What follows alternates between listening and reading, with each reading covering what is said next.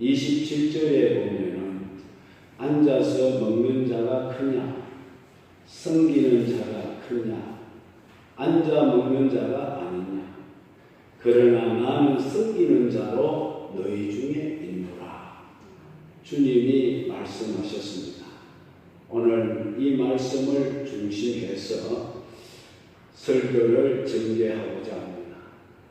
세상 사람들의 기준으로 보면 서서 먹는 사람보다는 앉아서 먹는 사람이 더 크다고 할 수 있습니다. 섬기는 사람보다 섬김 받는 사람이 더 큰 사람이라고 생각할 수 있겠죠. 이것이 세상 사람의 기준이고 질서라는 것입니다. 그래서 사람들은 수단 방법을 가리지 않고 앉아서 섬김 받으며 먹는 사람, 그리고 섬김을 받는 사람이 되려고 노력하고 있지 않습니까? 누가 나를 섬겨줄 때에 내 마음이 우쭐해지고 나는 성공한 사람이 되었구나 라고 만족할 수 있는 것입니다. 그러나 세상에서 큰 자란 이렇게 큰 자는 아무나 다 되는 것이 아니고 큰 자에는 제한이 있습니다.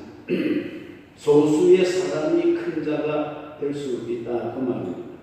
옛말에 말 두면 종 두고 싶다 그런 말이 있죠. 사람은 이렇게 크게 되고 싶은 마음은 한도 끝도 없는 것입니다. 세상 계급은 낮은 자리에서 높은 자리로 올라갑니다. 이것을 피라미드 방식이라고 하는데 맨 꼭대기는 한 사람이 딱 올라가죠. 우리도 지난 주간에 대통령 선거를 다 하셨습니다만 제일 우리나라에서 높은 권자가 바로 대통령인데 딱 한 사람이 왔어요. 많은 사람들이 경쟁했지만 그 자리에 오르는 사람은 꼭대기에 올라가는 사람은 딱 한 사람입니다. 그래서 모두가 다 그 꼭대기로 올라가려고 몸부림치고 수단 방법을 안 가립니다. 그러나 하늘의 권세는 높은 데서 낮은 데로 내려오는 권세입니다. 예수님도 높고 높은 하늘 보좌 위에서 낮고 낮은 세상으로 내려오셨습니다. 그리고 제자들에게도 이 원리를 가르치고 또 가르쳤습니다. 어리석은 사람은 자신이 큰 자가 되기 원하고 큰 자가 되기 위해서 치열하게 싸우는 것입니다. 그러나 예수님께서는 이러한 자들의 어리석음을 지적하시고 참으로 위대한 사람에 대해서 가르쳐 주셨습니다. 그래서 오늘 말씀에서는 세상에서 참 위대한 사람이 되려면 어떻게 살아가는 것이 참 위대한 사람이 되는가, 큰 사람이 되는가 성경을 통하여 살펴보고자 합니다. 큰 사람이란 위대한 사람이라는 말입니다.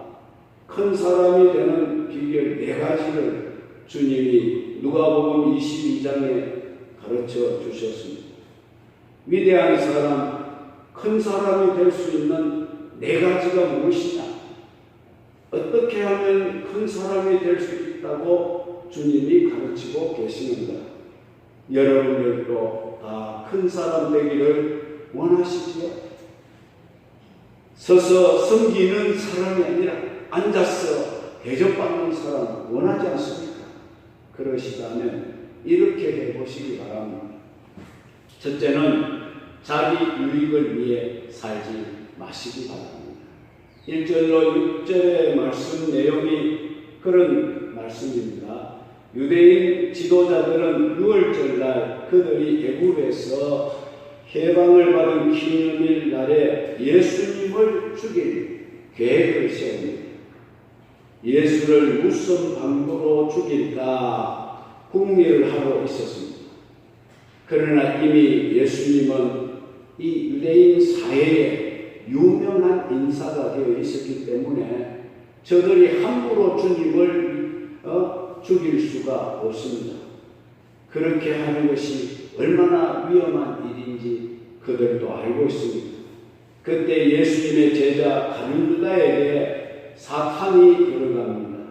사탄의 지배를 받던 유다는 즉시 유대인의 지도자들과 성전 경비대장을 찾아가서 예수를 내가 너희에게 넘겨줄 터이니 얼마나 주겠느냐 흥정을 했습니다. 그러자 그들은 아주 기뻐하면서 이제 사람들이 없을 때 예수를 넘겨받아 죽이면 되겠다 그렇게 생각하고 유다에게 돈을 주기로 약속을 하고 유다는 그들이 제시한 은 30을 받기로 하고 그리고 무리들이 가장 적게 모일 때를 틈을 타서 예수님을 넘겨주기로 기회를 찾고 있었습니다. 여기서 우리가 볼 때에 유대인 지도자들은 자기들의 기득권을 지키기 위해서 성전 경비대장은 로마 정부를 보호하기 위해서 그리고 가룟 유다는 자기가 돈을 챙길 목적으로 예수를 잡아 죽이는 일에 합의를 보게 된 것입니다. 여러분, 이들은 하나같이 자기의 유익을 구하는 자들이었습니다. 예수님을 죽일 기회를 찾고 있을 때 뜻밖의 예수님을 넘겨줄 협조자가 나타난 겁니다. 유다가 예수님을 배신한 이유는 너무 단순했습니다. 돈에 욕심이 생겨서 돈에 눈이 어두워 예수를 넘겨줄 계획을 세운 겁니다. 그는 스승보다 돈을 더 사랑했습니다. 돈을 사랑함이 일만하게 뿌리가 되는 줄 알고 있으면서도 말입니다. 지금도 돈을 사랑하는 사람은 사단의 유혹을 가장 받기 쉬운 사람입니다. 유다가 따로 있는 것이 아닙니다. 세상을 사랑하고 돈을 사랑하는 사람은 누구나 다 가룟 유다가 될 수 있습니다. 성도 여러분, 우리가 신앙생활하는 목적이 어디 있습니까?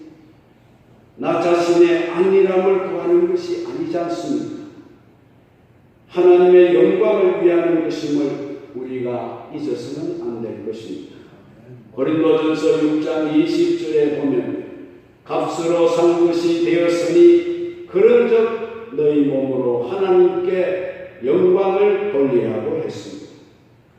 뿐만 아니고 고린도전서 10장 31절에도 보면 그런즉 너희가 먹든지 마시든지 무엇을 하든지 다 하나님의 영광을 위하여 하라고 했습니다.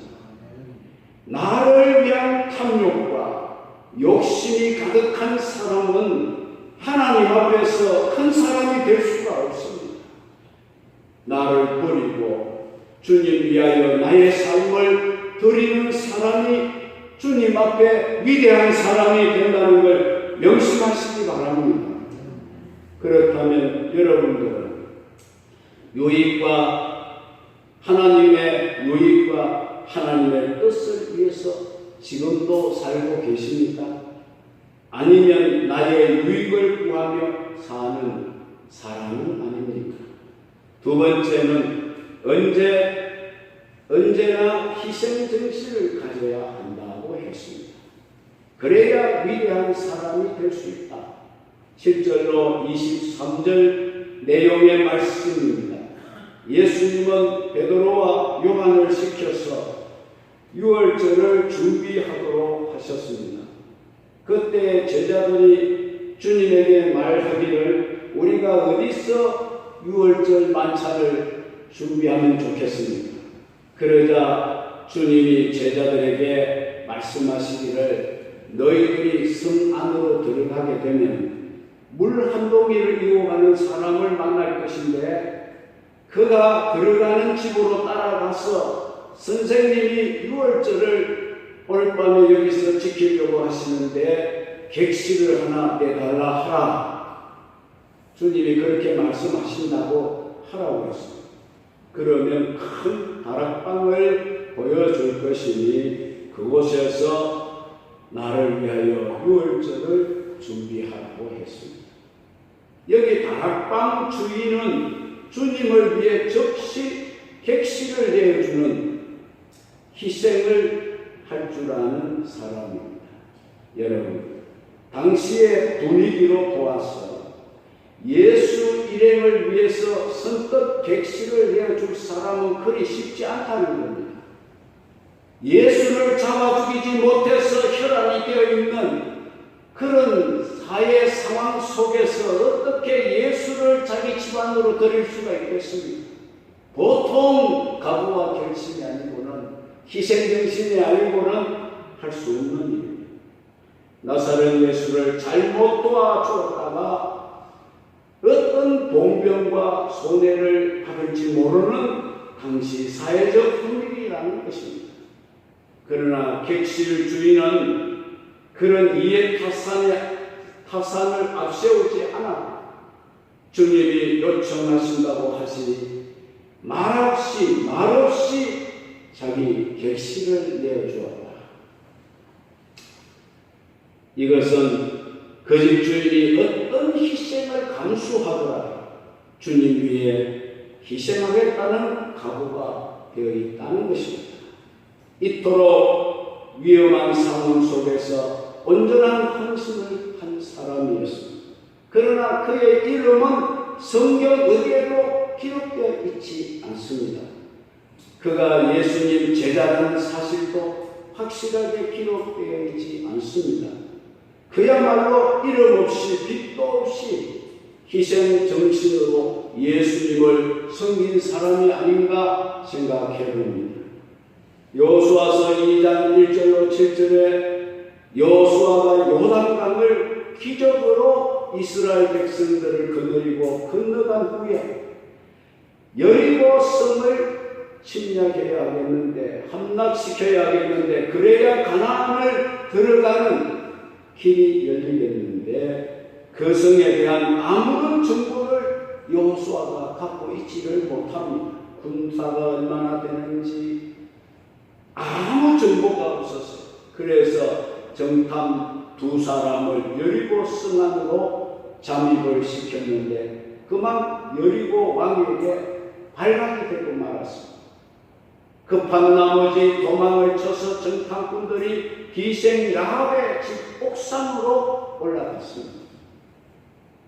그것을 알고 라합이 옥상 위로 따라 올라가서 그들을 삼대로 덮어서 숨겨줄 때에 정탐들이 우리가 당신에게 이 은혜를 어떻게 갚으면 될까 물었습니다.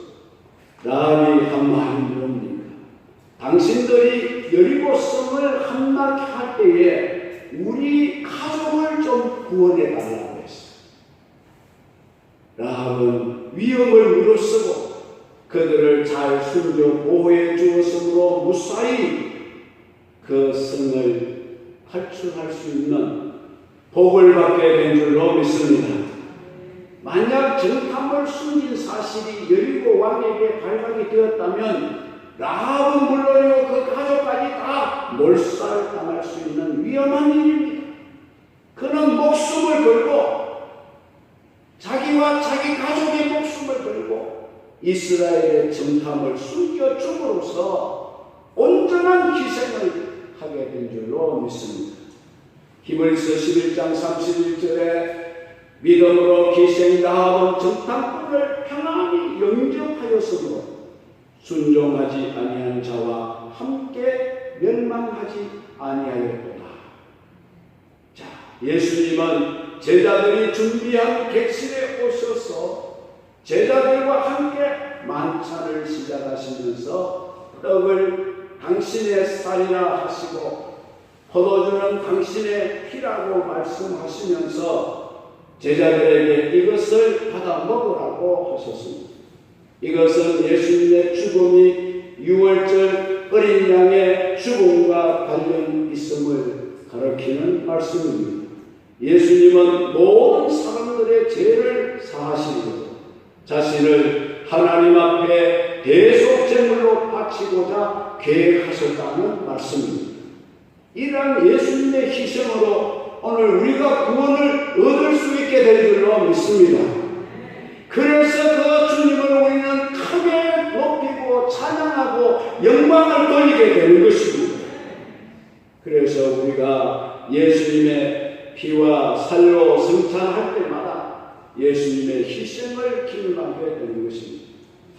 예수님께서 희생을 하신 것처럼 우리도 예수님과 많은 사람들을 위해서 희생의 삶을 살아야 한다는 것을 주님이 교훈하신 줄로 믿습니다. 마태복음 5장 13절에 너희는 세상의 소금이 만일 그 맛을 잃으면 무엇으로 짜게 하고 후에는 아무 쓸데없어 다만 밖에 버려져 사람에게 밟힐 뿐이니라고 말씀하셨습니다. 소금의 맛은 그 소금 자체가 녹아질 때에 맛을 내는 것처럼 오늘 우리도 주님을 위해서 타인을 위해서 희생할 때에 맛을 내게 될 줄로 믿습니다. 여러분들은 이웃과 형제들을 위해서 어떤 희생을 해보았습니까? 역사와 사람들은 타인을 위하여 희생한 사람을 길이길이 기억하고 있습니다. 자기가 아무리 돈을 많이 벌고 성공을 한 사람이라 자기만을 위해서 살았던 사람은 역사에 기억되지 않습니다. 그러나 조국을 위해서, 다른 사람을 위해서, 예수 그리스도를 위해서, 교회를 위해서 희생한 사람의 이름은 영원히 기억될 줄로 믿습니다. 그래서 그들을 존경하게 되고 위대한 사람이라고 구세 사람들이 칭송하게 되는 겁니다. 세 번째는 참으로 위대한 사람이 되려면 형제들을 섬기는 사람이 되라고 했습니다. 24절로 38절 말씀입니다. 예수님은 십자가를 앞에 놓고 고민하고 슬퍼하셨습니다. 하나님이 무슨 고민을 하시고 무슨 슬픔이 있으랴 이렇게 생각하십니까? 우리 예수님은 그 당시에 사람이셨습니다. 우리와 똑같은 감정을 가지고 있는 사람이기 때문에, 육을 가진 사람이기 때문에 그분에게도 닥쳐올 십자가의 고통이 고민스럽고 그 죽음이 슬펐던 것입니다. 그러나 이런 심각한 상황에도 제자들은 어떠했습니까? 24절에 보시면 그들은 누가 더 크냐 하는 문제로 서로 다투고 있었습니다. 주님은 십자가의 고통을 생각하며 고민하고 슬퍼하는 그 시간에 이 제자들은 우리 중에 누가 더 높으냐? 그걸 다투고 있었단 말입니다. 제자들은 주님의 슬픔에 동참하기보다는 자신들의 영광과 출세만을 생각하였던 사람들입니다. 이처럼 세상 사람들은 큰 자가 되어 사람들 위해 군림하고 사람들을 주관하고 사람들로부터 섬김받기를 원합니다. 여러분, 대통령 권력이 좋습니다. 당선자가 당선인이 됐다 하니까 청와대에서 경호원들이 쫙 나와서 호의를 하죠. 얼마나 좋습니다. 그 맛에 그 대통령 하려고 하는 것 같습니다. 그러나 그게 성공이 아니라는 겁니다. 대통령 당선되는 그 순간에 행복하지, 그 이후로는 고통입니다. 퇴임할 무렵 되면 지금 당선인도 어떻게 될지 모르는 거예요. 세상 권세가 그렇습니다. 여러분, 승진받고 높은 자리에 올라가고 그걸 복이라고 생각하지 마시고 낮은 자리에서 섬겨주는 사람이 복받은 사람이라는 것을 잊지 마시기 바랍니다. 제자된 우리들은 세상 사람들과는 달라요. 마가복음 10장 43절에서 45절에 보니 너희 중에는 그렇지 않을지니 너희 중에 누구든지 크고자 하는 자는 너희를 섬기는 자가 되고 너희 중에 누구든지 ը뜸되고자 하는 자는 모든 사람의 종이 되어야 하리라. 인자가 온 것은 섬김을 받으려 함이 아니라 도리어 섬기려 하고 자기 목숨을 많은 사람의 대속물로 주려 함이니라고 말씀하셨습니다. 우리 예수님은 그 크신 예수님, 그 크신 하나님도 이 세상에 오신 목적이 섬김받기 위해 온 것이 아니고 섬겨주기 위해서 오셨다. 자기의 목숨을 많은 사람들을 위하여 대속물로 내주기 위해서 오셨다는 거 아닙니까? 여러분, 주님의 이 말씀을 우리는 명심하고 또 명심하며 살아갈 수 있기를 바랍니다.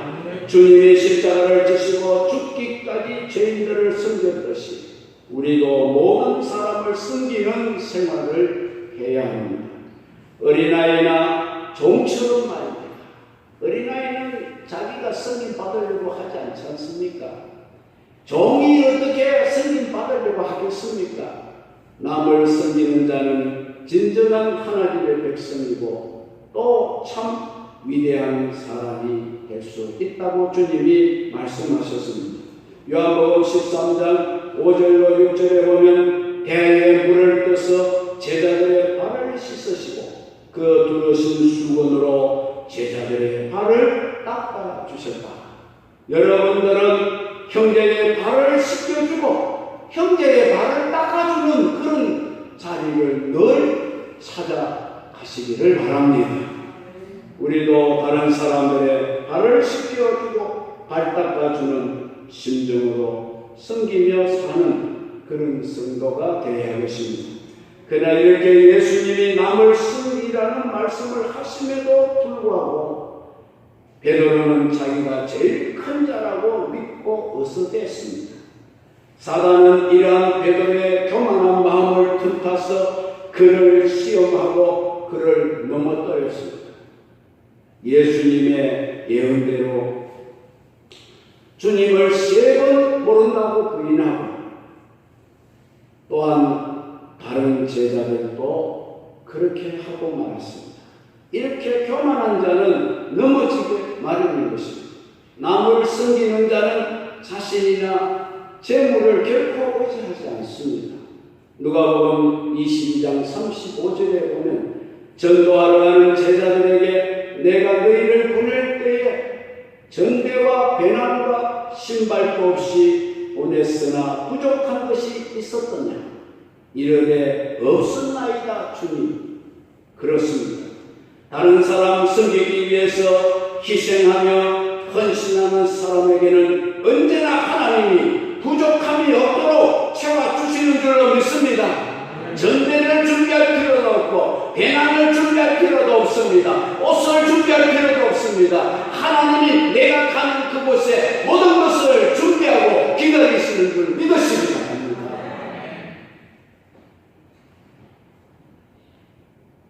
여러분들은 무엇을 가지고 남에게 봉사하고 있습니까? 여러분들의 손에 있는 것이 무엇입니까? 내게 있는 것으로 남을 섬길 수 있는 사람 될 때에 참으로 그 사람을 하나님은 위대한 사람이라 말씀하시게 될 줄로 믿습니다. 마지막으로 우리가 어떻게 할 때 위대한 사람이 될 수 있겠습니까? 기도의 용사가 되어야 우리가 참으로 위대한 사람이 될 수 있다는 겁니다. 39절로 71절까지 나오는 말씀 내용입니다. 예수님은 기도의 사람이셨습니다. 예수님은 매일 기도하셨고 중요한 일이나 어려운 일을 당하실 때마다 하나님께 먼저 기도하셨습니다. 예수님은 고난의 두려움과 죽음의 공포 속에 있음에도 불구하고 어느 때와 여러 때와 마찬가지로 감람산에 나아가 기도하셨습니다. 우리는 어려울 때만 기도하지만 예수님께서는 항상 동일한 시간에 동일한 장소에서 하나님께 교제를 나누었습니다. 기도는 우리의 호흡 같은 것입니다. 예수님께서는 하나님 뜻대로 일하기 위해 간절히 기도하셨습니다. 얼마나 열심히 기도하셨던지 피땀을 흘려 기도하셨어요. 44절에 예수께서 힘쓰고 위해서 더 간절히 기도하시니 땀이 땅에 떨어지는 핏방울 같이 되었더라. 여러분들도 자신의 뜻을 포기하기 위해서, 내 원대로 되는 것을 포기하기 위해서 예수님처럼 피땀 흘려 기도해 보셨습니다. 우리가 그런 기도의 경지에 올라가야 주님이 우리를 보실 때 너 참 위대한 사람이라 칭찬하지 않겠습니까? 이제 말씀을 맺습니다. 오늘은 우리가 큰 사람, 위대한 사람이 되려면 어떻게 할 것이라는 것을 주님의 삶을 통하여서 주님께서 우리에게 교훈해 주신 말씀을 생각해 보았습니다. 우리도 이런 삶을 살아서 참 위대한 사람이 되는 은혜가 여러분들에게 있기를 바랍니다. 내가 하나님 앞에 큰 사람 되기 위한다면 먼저 나의 유익을 쫓지 않는 사람이 되기를 바랍니다. 두 번째는 희생정신을 발휘하시기를 바랍니다. 세 번째는 형제를 섬기는 사람이 되시기를 바랍니다. 네 번째는 기도의 용사가 되시기를 바랍니다.